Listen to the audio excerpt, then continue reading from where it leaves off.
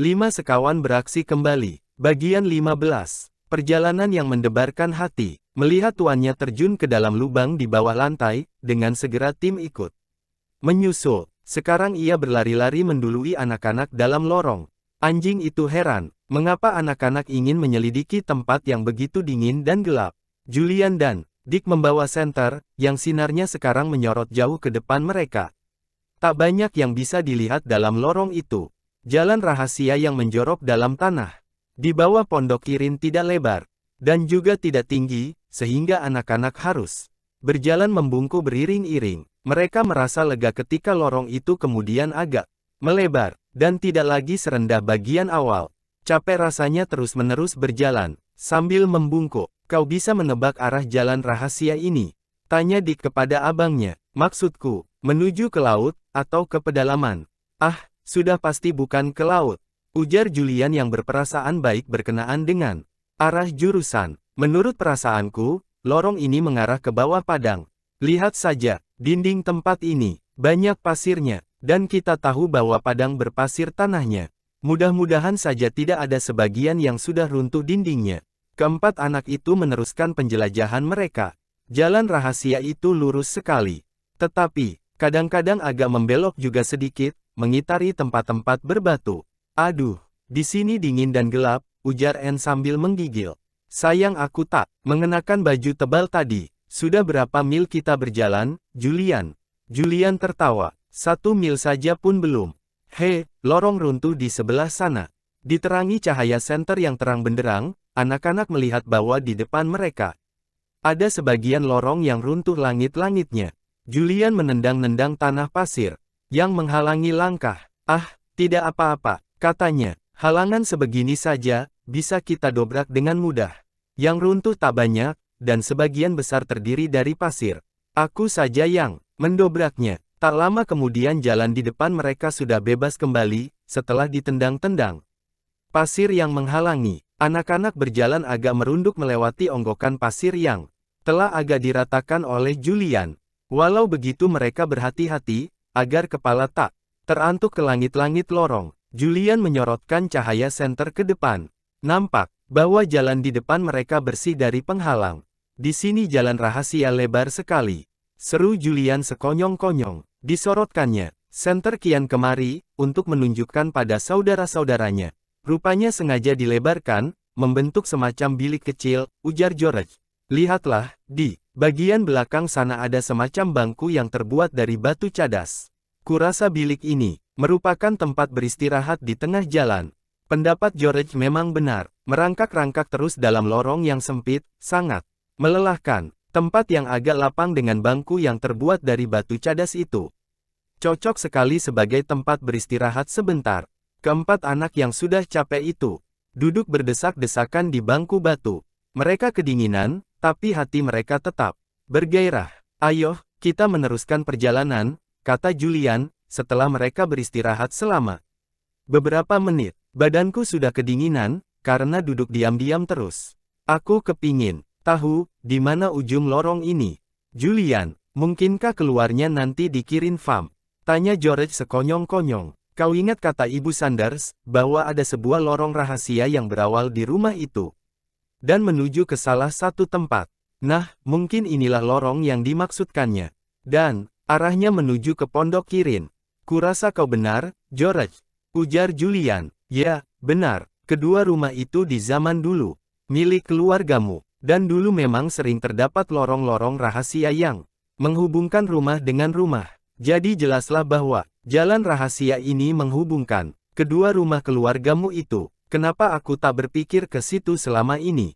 Hei, seru Anne dengan suara melengking tinggi. Aku juga mendapat ide. Ide apa? Tanya saudara-saudaranya. Begini, kalau kertas-kertas penting kepunyaan paman sekarang ada di tangan kedua seniman yang tinggal di Kirin Farm, mungkin kita akan bisa mengambilnya kembali sebelum mereka sempat mengirimkannya lewat pos, atau membawanya sendiri ke tempat lain, ujar Anne dengan suara meninggi. Ia begitu bergairah terhadap idenya itu, sampai nyaris tergagap-gagap. Saat ini mereka tidak bisa pergi karena salju yang mengurung. Persis seperti keadaan kita di Pondok Kirin. Anne, betul katamu itu, kata Julian. Anak pintar, puji Dick. Wah, kalau kita berhasil menyelamatkan kertas-kertas itu, bukan main. Seru George. Tim ikut-ikut ribut, lalu melonjak-lonjak. Ada sesuatu yang menyebabkan anak-anak girang, dan ia tak mau ketinggalan. Ia kepingin ikut gembira. Ayo, kata Julian sambil membimbing tangan Anne. Ini benar-benar mengasyikkan. Kalau terkaan George bahwa jalan rahasia ini berujung di salah satu tempat dalam rumah pertanian ternyata benar, maka kita akan bisa menggeledah kamar kedua orang yang menginap di sana untuk mencari kertas-kertas itu. Katamu dulu, menggeledah kamar orang lain merupakan perbuatan tak pantas, kata George. Ya, tapi waktu itu aku kan belum mengetahui hal-hal yang ku ketahui sekarang, jawab Julian. Kita melakukannya demi kepentingan ayahmu. Bahkan juga demi negara kita. Apabila rumus rahasia itu berharga, kita harus mengasah otak, untuk memperdayai musuh. Musuh berbahaya. Menurut pendapatmu, mereka sungguh-sungguh berbahaya? Tanya Anne. Ia agak ngeri. Ya, kurasa mereka itu berbahaya, jawab Julian. Tapi kau tak perlu khawatir, karena ada aku dan Dick serta tim yang bisa melindungi. Aku juga bisa melindungi Anne, kata George tersinggung. Aku tak kalah berani kalau dibandingkan dengan anak laki-laki. Ya, betul, kata Dick. Kau bahkan lebih galak dari semua temanku yang laki-laki. Ayolah, kita terus, kata Julian. Ia tak sabar lagi. Aku kepingin lekas sampai ke ujung lorong ini. Mereka meneruskan perjalanan. Anne berjalan di belakang Julian, sedang Dick di belakang George. Tim lari pulang balik sepanjang iring-iringan itu. Menurut pendapatnya, aneh benar cara anak-anak menyibukkan diri pagi itu. Sesudah berjalan cukup jauh, Julian berhenti dengan tiba-tiba. Ada apa? Tanya Dick dari belakang. Mudah-mudahan tak ada langit-langit runtuh lagi. Tidak, tapi kurasa kita sudah sampai di ujung lorong, kata Julian bergairah. Anak berdesak-desakan maju. Ternyata lorong itu sudah berakhir. Di depan mereka, terdapat dinding batu cadas. Pada dinding itu terpasang besi-besi, yang rupanya dimaksudkan sebagai injak-injakan. Besi-besi itu terpasang berjajar lurus ke atas. Ketika Julian menyorotkan sinar senternya mengikuti urutan besi-besi itu ke atas, anak melihat bahwa di bagian atas lorong terdapat sebuah lubang persegi 4. Sekarang kita harus mendaki dinding batu ini, kata Julian. Lewat lubang gelap itu, dan terus memanjat ke atas, entah sampai di mana kita keluar nanti. Aku dulu yang memanjat, kalian menunggu dulu di sini. Nanti aku kembali lagi, dan akan kukatakan apa yang kulihat di atas. Senter dijepitkannya di sela gigi-giginya. Sesudah itu Julian mulai mendaki, dengan menginjakkan kaki ke besi-besi yang terpasang seperti tangga tegak lurus. Ia melewati lubang gelap, sementara tangannya diraba-rabakan ke atas mencari injak-injakan besi. Yang berikut, agak jauh juga ia memanjat ke atas. Seperti menaiki cerobong asap, pikir Julian. Tempat di situ dingin, dan berbau pengap. Tiba-tiba ia sampai ke semacam ambang. Ia melangkah naik ke situ. Diambilnya senter, yang selama itu terjepit di sela gigi, lalu disorotkan ke sekelilingnya. Di belakang dan di kedua sisinya terdapat dinding batu, demikian pula di atasnya. Sedang di bawah kakinya menganga liang gelap yang baru saja dilewati olehnya. Kemudian, Julian menyinarkan senternya ke depan. Ia terkejut, bukan dinding batu yang menghadang di depannya, melainkan sebuah pintu besar yang terbuat dari papan kayu kokoh berwarna hitam. Sebuah pegangan terdapat pada pintu itu. Kira-kira setinggi pinggang letaknya. Julian mencoba memutarnya dengan tangan gemetar. Apakah yang akan dilihatnya di balik pintu? Pintu itu membuka ke arahnya, melewati batas ambang. Dengan susah payah Julian beringsut mengitari daun pintu yang sudah terbuka, berhati-hati agar jangan sampai terjatuh ke dalam liang yang dalam. Ia mengira akan masuk ke dalam sebuah kamar, atau bilik, tetapi bilik yang gelap gulita. Ternyata tangannya yang meraba-raba ke depan, menyentuh kayu lagi. Disorotkannya senter, yang ada di tangannya. Ternyata ia berdiri menghadapi papan lebar, yang kelihatannya merupakan daun pintu lagi. Tangannya meraba-raba papan itu. Tiba-tiba daun pintu itu tergeser ke samping. Saat itu juga Julian tahu di mana ia berada. Aku di dalam lemari di Kirin Farm, yang dinding belakangnya 2 lapis. Pikirnya, ternyata jalan rahasia berujung di sini. Benar-benar cerdik. Sewaktu kami bermain-main dalam lemari ini, kami sama sekali tidak menduga bahwa lemari ini bukan saja memiliki dinding belakang yang berlapis dua, tetapi juga merupakan jalan masuk ke jalan rahasia yang tersembunyi di balik dinding belakang nomor 2. Lemari gantung itu penuh berisi pakaian kepunyaan seniman-seniman yang mendiami kamar itu. Julian berdiri diam-diam sambil menajamkan telinga. Ia tak mendengar suara orang dalam kamar. Bagaimana jika ia melihat sebentar ke dalam kamar? Siapa tahu, kalau kertas penting yang hilang dari kamar kerja Paman Quentin ada di dalam. Tetapi kemudian Julian teringat pada ketiga saudaranya yang pasti sudah menunggu dengan tidak sabar di bawah, dalam lorong yang dingin. Lebih baik ia turun saja dulu, dan menceritakan kejadian yang baru saja dialaminya. Kemudian mereka bisa naik semua, dan masuk ke kamar untuk membantunya mencari kertas-kertas itu. Julian masuk lagi ke rongga yang terdapat di belakang daun pintu yang bisa tergeser. Dinding palsu itu bergerak lagi ke tempatnya semula. Sekarang Julian berdiri di ambang sempit, sedang pintu kayu yang kokoh terbuka ke samping. Julian membiarkan pintu itu terbuka. Kakinya meraba-raba ke bawah, dan menyentuh injak-injakan teratas dalam liang gelap yang menganga di bawahnya. Julian turun lagi ke bawah, sambil berpegang erat-erat pada injak-injakan yang terbuat dari batang-batang besi. Senter terjepit di sela giginya. Lama benar kau pergi, seru George menyesali saudara sepupunya. Cepat, ceritakan apa yang kau lihat di atas. Wah, benar-benar asyik, kata Julian. Sungguh-sungguh hebat. Menurut perkiraanmu, ke mana tujuan lubang yang di atas ini? Baik kukatakan saja, karena kalian toh takkan berhasil menebaknya. Liang di atas ini menuju ke lemari dalam kamar di Kirin Farm yang ada dinding palsu di belakangnya. Astaga, seru Dick. Bukan main, ujar George. Kau masuk ke kamar, tanya Anne. Aku memanjat sampai ke ujung sebelah atas, lalu sampai ke sebuah pintu papan yang besar dan kokoh, kata Julian bercerita. Di bagian yang menghadap ke liang terdapat sebuah pegangan. Pegangan itu kuputar, lalu kubuka pintu lebar-lebar. Kemudian aku melihat sebuah pintu kayu lagi di depanku. Setidak-tidaknya, mula-mula kukira aku berhadapan dengan pintu lagi, karena aku belum tahu bahwa itu dinding palsu yang terdapat di belakang lemari. Dinding itu tergeser dengan mudah. Aku melangkah maju, dan tahu-tahu sudah berdiri di tengah pakaian yang bergelantungan dalam lemari. Sudah, itu aku bergegas kembali, untuk menceritakannya pada kalian.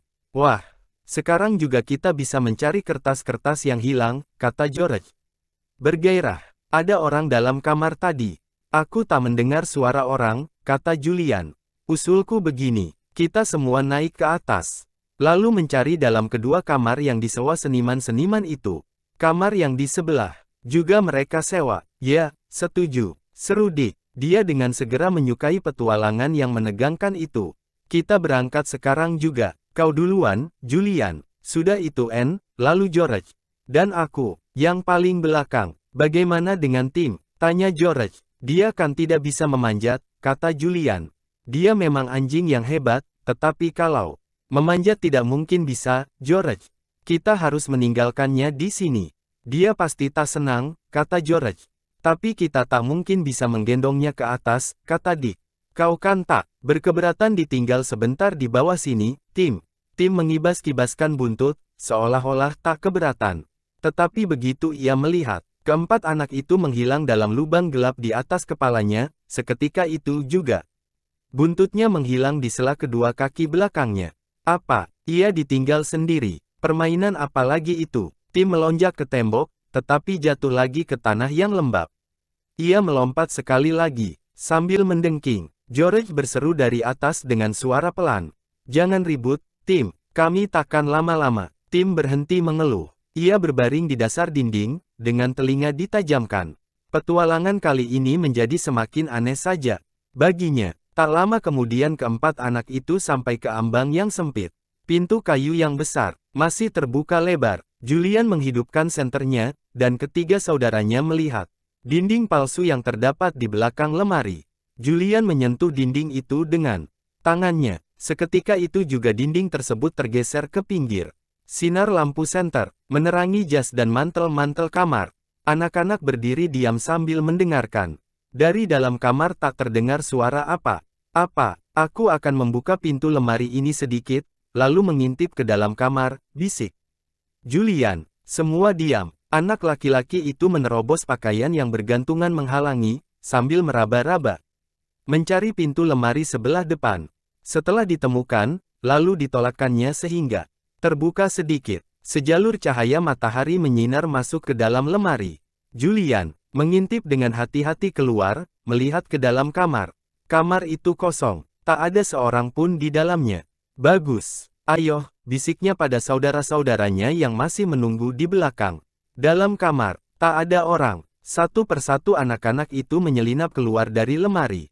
Dalam kamar itu ada sebuah tempat tidur besar, sebuah tempat cuci tangan, sebuah lemari laci, sebuah meja kecil. Dengan 2 buah kursi, hanya itu saja perabot kamar. Mereka akan bisa memeriksa kamar itu dengan mudah. Lihat, Julian, di sini ada pintu ke kamar sebelah, ujar George dengan tiba-tiba. Kita berdua bisa mencari di kamar sana, sedang kalian berdua di sini. Pintu yang menuju keluar kita kunci dari dalam, supaya tak ada orang yang bisa tiba-tiba masuk. Bagus idemu itu, ujar Julian. Dari tadi ia memang khawatir, jangan-jangan ada orang masuk dan memergoki mereka sewaktu sedang sibuk membongkar kamar. Aku dan Anne pergi mencari ke kamar sebelah, sedang kau dan Dick di sini. Kunci pintu luar, Dick. Pintu luar di kamar sebelah akan kukunci pula. Dan pintu penghubung ini kita biarkan terbuka, supaya kita bisa ngomong kalau perlu. Dengan menyelinap Julian beserta Anne pergi ke kamar sebelah lewat pintu penghubung. Kamar itu serupa saja dengan kamar yang pertama. Juga kosong. Dengan segera Dick melakukan tindakan sama dengan pintu luar dari kamar sebelah. Julian menghembuskan napas lega, baru sekarang ia merasa aman. Anne, singkapkan permadani yang terhampar di lantai, katanya pada adiknya.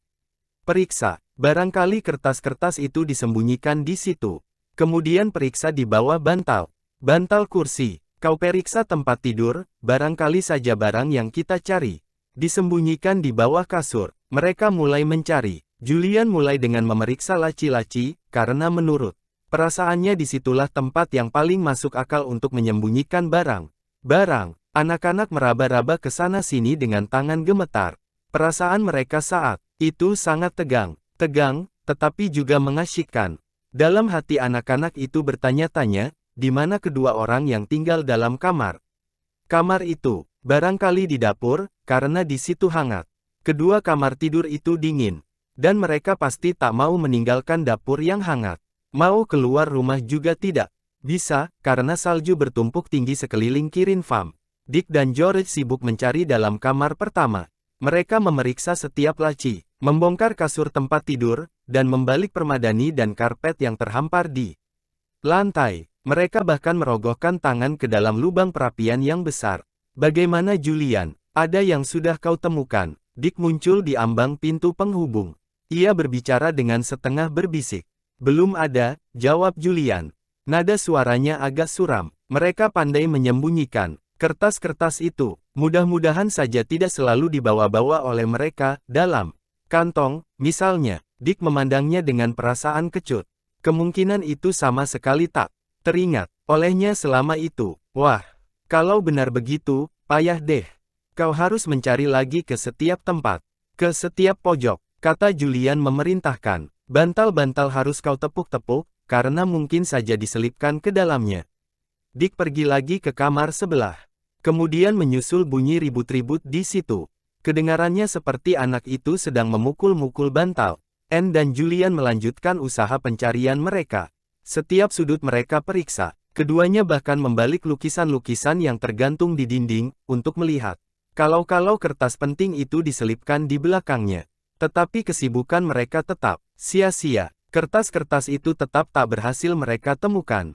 Benar-benar mengecewakan. Sebelum berhasil menemukannya, kita tidak akan pergi dari sini, kata Julian dengan jengkel. Tadi kita sudah bernasib mujur, menyuruk-nyuruk lewat jalan rahasia, dan langsung masuk kemari. Sekarang kita harus menemukan kertas-kertas itu. Hei, kata Dick yang muncul kembali di ambang pintu penghubung, aku mendengar suara orang. Dengarkan. Keempat anak itu mendengarkan. Betul, terdengar suara-suara orang bercakap-cakap. Dan, di depan pintu kamar,